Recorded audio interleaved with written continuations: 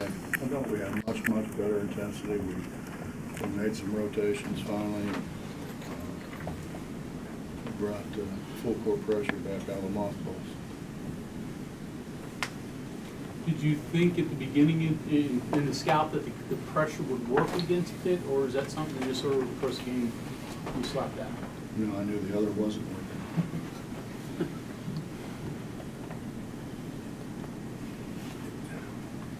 It gives us another avenue to score.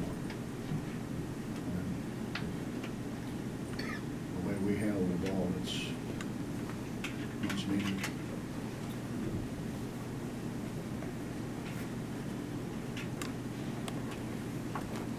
I'll talk about those turnovers. I mean, first half it wasn't that bad, but all of a sudden it just starts coming in waves.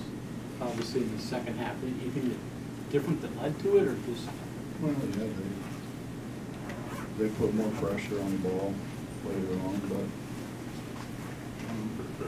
it's a pretty simple concept. If you catch the ball and what we call square up, you can see the whole floor.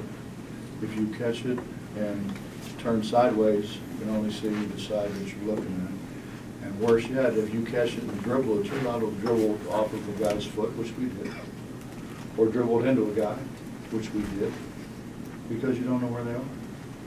And the struggle I've been having is, I tell them that, and then automatically they're running telling people, I won't let them dribble. It's not I won't let them dribble, I want them to square up and see where they're going. The double technicals, I know that's not in the game plan. I think that's ridiculous. I think a double technical is ridiculous. Somebody started it. Get the guy who started it. I mean, I don't know what the penalty. There's no penalty. I mean, two guys get a foul, and it goes to the arrow. So, I mean, I don't understand it. And it's not those guys. It's our rules. It's not the officials. It's our rules. I mean, what the heck? I mean, somebody started it. Get the guy who started it, and then maybe he won't do it again. Double technical, you don't shoot any free throws. You don't. Used to be both teams shot free throws. So they don't even do that anymore. The edge that led to that or propagated that, it's good to play with emotion. Did either team get borderline out of control a couple times? I don't think so. I didn't see it. I know you said Sagaba was, maybe not going to play, and then he comes out and has a monster game, 16, 9, and 7. What's that? I was just going to ask how unexpected it was. It wasn't unexpected. He was going to play at the time. At the time, I said that to Ron Cook, and at the time, he wasn't going to play. He didn't practice whenever it was. What's the Wednesday? Saturday. So he didn't practice on Thursday, and did a bunch of stuff with his knee and came back and played on Friday. Practice Friday. I didn't start him, but we just got to get him where he's a part of things like that. I know you like it to be prettier, but is that the personality and persona your team has to have to be effective to win? We didn't play hard like that. We didn't play hard like that, and we got to rebound it. I mean, but Bob, that's kind of been, it's kind of been the MO since I got here, that we got to get more shots in our opposition. And when we get more shots in our opposition, we have a great chance to win. And you can do that by turning them over, and you can do that by rebounding. And we've been a very good rebounding team. I think we've led the country in offensive rebounding like 2 or 3 times. How many times, Miss? 2 times. 2 times. 2 times. I mean, we had never led the country in any statistical category in the history of the school. As hard as that is to believe. Isn't that right? Yes, sir. Yeah. So, I mean, that's hard to believe, that in all these years that we haven't led it. And we've done it twice with offensive rebounding. Coach, the moment Beadle picks up his second foul early in the first half, a few minutes later he tells a story about, he said he went up to you and said, to trust him and put him back in. Just kind of, I was wondering if you could just kind of elaborate on that moment. And put him back in, I didn't trust him. How big is, I mean, he doesn't pick up his third foul till the second half. I mean, that's crucial at all, or, I mean? No, we took him back out too. We put him back. We put him in, but then we took him out again. Whatever. They started straight line driving. Jermaine put a lot of those minutes. Playing with intensity, do you feel like your team got that message that you obviously delivered in practice this week? Did playing Pitt have a little bit more to do with it, and how do you keep building it? Honestly, I think it's going to it's going to take a while before West Virginia Pitt becomes what it was. It's been a long time in between games. I mean, I think it's still a rivalry because it's close enough for both fans to get to either place, but it's not what it was. This Pitt team seem any different this year with the new coach than the one you guys saw last year up there? They play really hard. They play really hard, and Jeff runs really good stuff. They're young. They've got a lot of young guys. I think he does a great job of playing to their strengths. Since you've been here, KJ set a record, Javon set school records, now Sagaball. You're talking about three distinct different players, but is there anything that they share?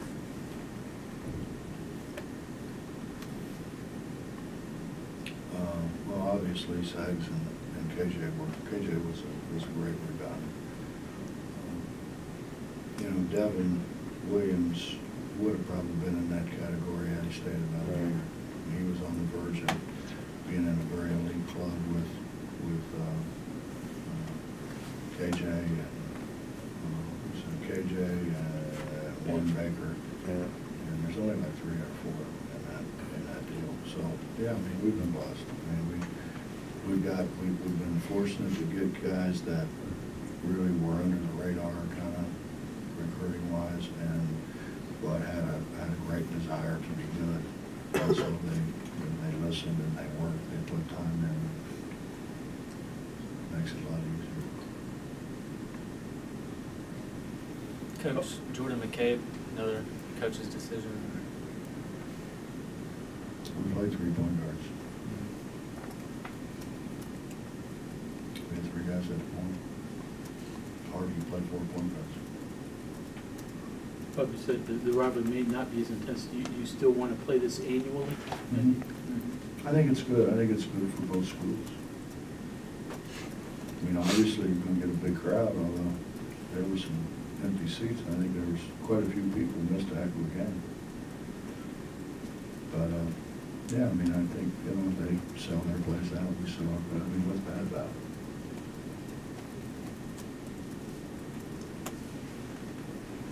Anything else? Hey, Bob, one of your 3-point guards was Jermaine. I don't think he played a ton of point lately, a little bit off the ball, but you seem like you like him there and other spots too. Where is he? I did until he started turning it over. He can see over the defense. Those other guys are really small. They got to look under somebody's arm to see the open guys, and he can see over people. I like that. I like his length, and he gives us another rebounder. But all of them, they got to stop turning it over. I mean, we turn it over to Norman Reagan. He's the one that set a personal record with 7 today. I don't think he's had more than that. And then it's all because of what I talked about initially. We just don't catch it square off. We just catch it and go. I mean, he dribbled off a guy's foot and everything else. And I'm not sure what Chase was doing at the end there. Was Jermaine, I don't know what the word is, when you're scouting him, do you see a position with him, or is his appeal that maybe he's positionless and he can float around? I think he can play a lot of positions. I mean, we have played him as small forward. We've been playing. He's a better shooter than what he acts like he is. He's always been a pass first guy. Does Kanate's shot blocking ability amaze you? I mean, Fisher was, he was 7'1" and big long arms. You understood why he blocked shots. Well, don't forget I had Kenyon. Yeah. So, you did. So I've seen a lot. I had Kenyon. I had Eric Hicks, Art Long. So I've seen a lot. Okay, just in shot blocking, where would Canate fit in there? He's not Kenyon. Not Kenyon? Not Kenyon. Not yet? Not yet, no. Kenyon would stand behind another defender on a big and jump up and catch it. That's pretty good. Yeah.